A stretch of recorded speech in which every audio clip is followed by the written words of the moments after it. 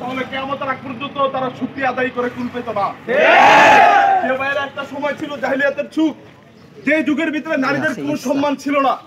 মানুষের কাটাকাটি, হানাহানি, ফানাফানি, রক্ত জড়ানি। দুই পায়ের মানুষ চার পায়ের পশুর চাইতে আরো বেশি জানোয়ার হয়ে গেছিল।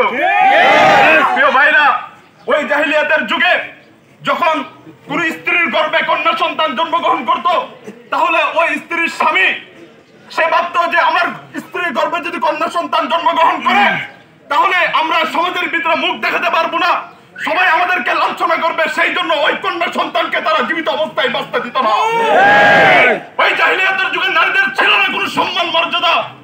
তাদের এতটুকু মর্যাদাও ছিল না যে তারা পৃথিবীর মধ্যে সুষ্ঠু অবস্থায় নিজের অধিকার নিয়ে বেঁচে থাকতে পারবে, এতটুকু সম্মানও তাদের ছিল না। প্রিয় ভাইরা, আল্লাহ তাআলা তো তিনার বান্দাকে অনেক ভালোবাসেন না? আল্লাহ তাআলা এই জাহিলিয়াতের যুগের মানুষদেরকে হেদায়েতের রাস্তা দেখানোর জন্য শেষ পয়গম্বর খাতামুন নবীন নবী মুহাম্মদ সাল্লাল্লাহু আলাইহি সাল্লামকে পৃথিবীর জমিনে প্রেরণ করেন।